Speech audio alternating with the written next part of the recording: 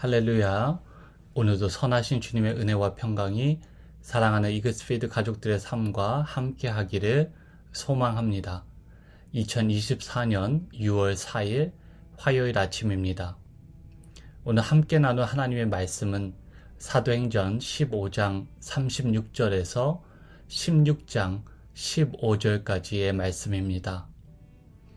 며칠 후에 바울이 바나바더러 말하되 우리가 주의 말씀을 전한 각 성으로 다시 가서 형제들이 어떠한가 방문하자 하고, 바나바는 마가라 하는 요한도 데리고 가자고 하나 바울은 밤빌리아에서 자기들을 떠나 함께 일하러 가지 아니한 자를 데리고 가는 것이 옳지 않다 하여 서로 심히 다투어 피차 갈라서니, 바나바는 마가를 데리고 배 타고 구브로로 가고 바울은 실라를 택한 후에 형제들에게 주의 은혜에 부탁함을 받고 떠나 수리아와 길리기아로 다니며 교회들을 견고하게 하니라.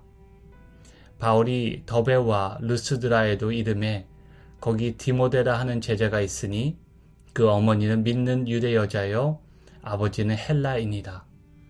디모데는 루스드라와 이고니안에 있는 형제들에게 칭찬받는 자니, 바울이 그를 데리고 떠나고자 할새 그 지역에 있는 유대인으로 말미암아 그를 데려다가 할례를 행하니, 이는 그 사람들이 그의 아버지는 헬라인인 줄 다 아미더라.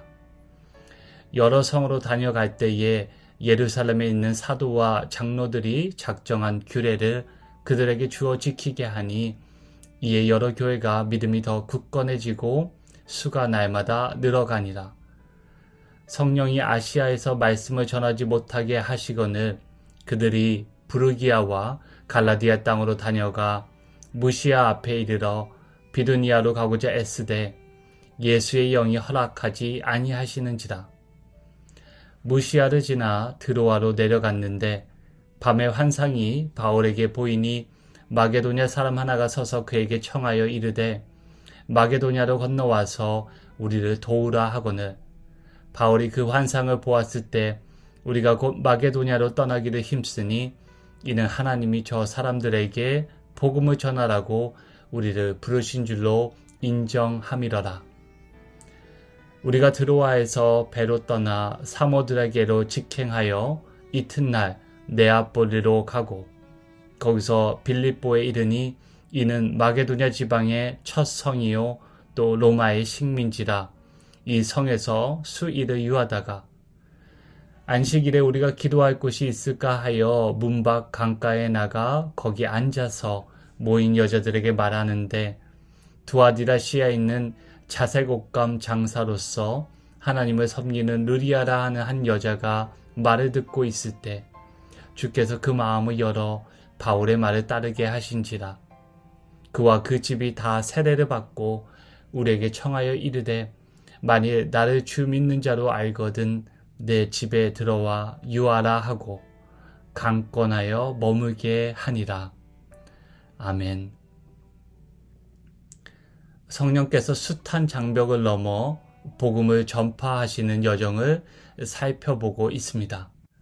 오늘 본문에서 또 다른 난관을 마주하게 되는데, 그중 첫 번째 난관은 바울과 바나바가 마가 요한을 대동하는 일로 인해 발생한 갈등입니다. 사도행전 13장 13절을 보시면 바울과 바나바와 함께 동행한 마가가 선교 여행 중 밤빌리아에서 다시 예루살렘으로 돌아가게 되었습니다. 이를 두고 바울과 바나바 사이에 마가를 다시 선교 일행으로 포함시키는 문제를 두고 서로 뜻을 달리했던 것입니다. 바나바는 조카 요한을 다시 일행으로 포함하자고 했지만 바울은 바나바의 제안을 거부한 것입니다. 38절을 보시면 마가 요한을 가리켜 자기들을 떠나 함께 일하러 가지 아니한 자로 부정적으로 묘사하고 있는 것을 확인할 수 있습니다. 얼마 전 예루살렘 교회와 안디옥 교회가 그토록 높은 담장을 넘어 서로 연합하였지만, 복음을 위해 생사고락을 함께했던 바울과 바나바는 마가에 대한 의견 차이를 끝내 넘어서지 못했습니다. 물론 바울과 바나바 사이에 마가를 둘러싼 의견 차이만 존재했던 것은 아닌 것으로 보입니다. 갈라디아서 13장 13절을 보시면 바울과 바나바 사이에는 신학적인 차이도 존재했던 것을 확인해 볼 수 있습니다. 결국은 바울과 바나바는 따로 이동하기로 결정하였습니다. 바나바는 조카 마가와 함께, 그리고 바울은 예루살렘 교회에서 파송한 실라와 함께 성령께서 이끄시는 곳으로 향합니다. 여기서 중요한 것은 갈라섰지만 맡은 사역을 감당했다는 점입니다. 의견 차이가 있어 결과적으로 갈라섰고 결국 하나의 팀은 아니지만 둘이 되어 선교 사역을 이어갔다는 점입니다. 갈등으로 주저앉지 않았습니다. 선교를 중단하지 않았다는 것입니다. 한 주석가는 이 사건을 두고 결과적으로 교회의 선교 사역을 갑절로 만드는데 기여하였다고 평가하기도 합니다. 15장 마지막 절은 바울과 그 일행이 스리아와 길르기아로 다니며 교회들을 견고하게 해 나갔음을 보여주고 있습니다. 헤어짐이 있으면 만남도 있습니다. 바울은 이전 선교 여행 때 방문하였던 루스드라에서 디모데를 만나게 됩니다. 누가는 디모데를 제자로 소개하며 그의 배경을 설명해주고 있습니다. 어머니는 유대인으로 복음을 믿었고 아버지는 헬라 사람으로 소개해주고 있습니다. 실라와 더불어 바울은 디모데를 선교 여행에 합류시키는데 흥미로운 것은 시작에 앞서 디모데에게 할례를 베풀었다는 것입니다. 얼마 전 예루살렘 공의회 앞에서 할례를 포함한 율법 행위와는 무관하게 오직 그리스도를 믿는 믿음으로 구원받을 수 있다고 선포했던 바울은 왜 디모데에게 할례를 베푼 것일까요? 바울의 선교 여행은 이방인을 향해 나아갔지만 유대인을 배제한 것이 아니라는 점을 이미 살펴보았습니다. 바울은 유대인의 회당에 자유롭게 출입하여 그곳에서 은혜의 복음을 전하였는데 디모데가 그 일에 걸림없이 함께 동참하기를 원했던 까닭입니다. 디모데가 복음을 전하는 일에 조금의 방해도 받지 않도록 할례를 받게 했을 것입니다. 바울은 복음의 진리는 절대적으로 고수하였습니다. 바울은 누구든지 다른 복음을 전하면 저주를 받게 될 것이라고 단호하게 말한 바가 있지요. 복음의 진리를 희생시키거나 타협하지 않았습니다. 하지만 바울은 문화와 관습에 대한 부차적인 것은 복음을 위해서라면 양보하기도 하였습니다. 바울은 유대인에게는 유대인처럼 그리고 율법 아래 있는 자들에게는 율법 아래 있는 것처럼 그렇게 유연하게 사역을 이어나갔습니다. 바울은 디모데에게 이 정신을 전승해 주었던 것이지요. 결과적으로 16장 5절 말씀을 보시면 바울과 실라, 디모데 일행을 통해 여러 교회가 믿음이 더 굳건해지고 수가 날마다 늘어갔다고 기록하고 있습니다. 이런 바울 앞에 또 다른 난관이 찾아오지요. 뜻하는 바를 성령께서 멈추게 한 것입니다. 16장 6절은 성령이 아시아에서 말씀을 전하지 못하게 막으셨다고 누가는 기록하고 있습니다. 좀 더 정확하게 말하자면 바울 일행의 소아시아를 향한 선교 여정 가운데 성령께서 개입하셔서 그들을 멈춰 세우셨습니다. 누가는 바울 일행은 이에 방향을 바꾸어 니케아, 니코데미아, 칼케돈, 그리고 비잔티움 같은 도시들이 위치한 비두니아로 향하게 되었다고 설명하면서 그 길을 또다시 예수의 영이 막으셨다고 알려줍니다. 분명 바울 일행은 이에 당황하고 적지 않은 혼선을 겪게 되었을 것입니다. 우리는 종종 하나님이 인도하시는 삶이란 문제와 혼선이 없는 삶이라고 여길 때가 있습니다. 그렇게 생각할 때가 종종 있습니다. 막힘없이 성공하는 삶을 하나님이 이끄시는 삶으로 여기고, 그렇지 않을 때는 마음이 꺾여 우리의 삶에 하나님의 인도하심이 부재한 것으로 그렇게 종종 오해할 때가 있습니다. 하지만 오늘 본문은 하나님이 이끄시는 삶은 갈등도 있고 난관도 있고 지체함도 있음을 보여주고 있습니다. 그리고 그리스도인의 삶은 그 과정 가운데 말씀하시는 하나님의 음성을 듣고 그분의 손길을 의지하여 한 걸음 내딛는 것임을 알려줍니다. 많은 경우 하나님께서는 한 걸음 갈 수 있는 만큼만 우리로 깨닫게 하십니다. 그때마다 답답할 수 있습니다. 혼란스러울 수 있습니다. 하지만 결국 중요한 것은 속도보다 방향임을 기억해야 합니다.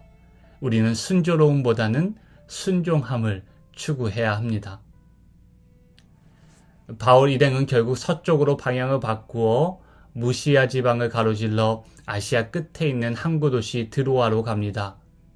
그리고 그곳에서 바울 일행은 자신들의 계획보다 훨씬 더 큰 성령님의 계획을 마주하게 되지요. 드로아에서 바울은 밤중에 환상을 보게 됩니다. 한 마게도냐 사람이 바울에게 나타나 건너와서 우리를 도우라 하는 부르는 환상을 보게 된 것입니다. 베드로가 환상을 보게 되고 고넬료에게 천사를 통해 말씀하시는 성령께서 바울에게도 동일하게 이제 마땅히 나아갈 길과 행할 바를 알려주신 것입니다. 그리고 바울 일행은 그 환상을 하나님의 뜻으로 인정하고 순종하기로 결정합니다.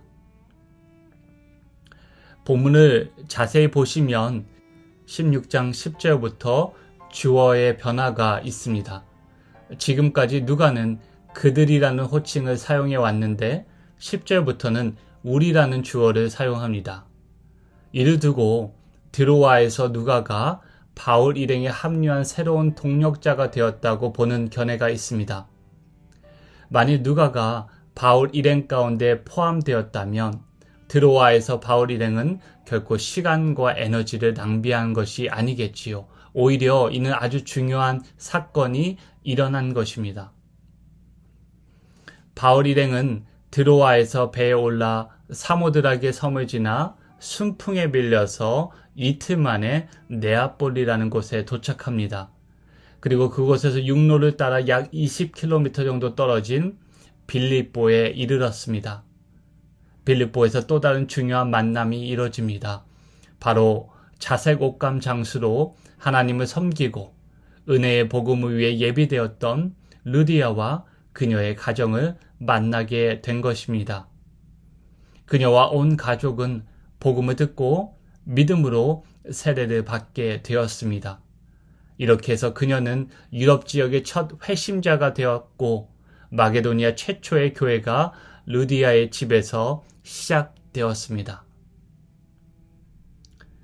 하나님께서는 우리를 바울과 같은 제자로 복음을 전하는 자로 하나님 나라 일꾼으로 부르셨습니다. 제자로 살아가는 순간순간 높은 난관에 봉착하고 예기치 못한 일로 삶과 신앙에 의구심이 생길 때가 있습니다.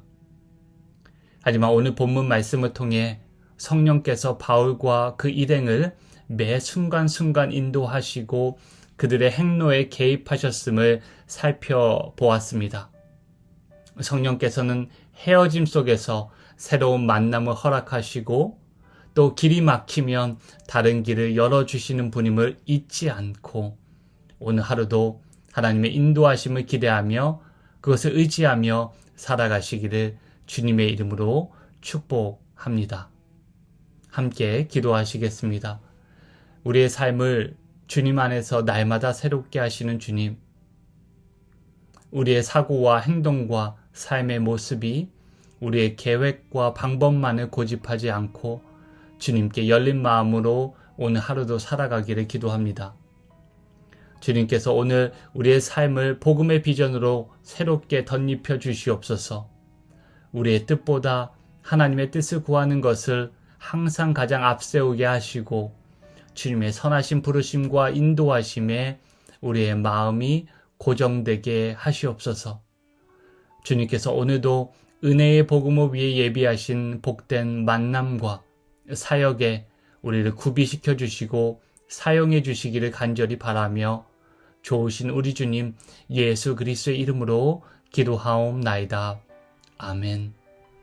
함께 나눈 말씀을 기억하시고 계속해서 기도하시면 좋겠습니다.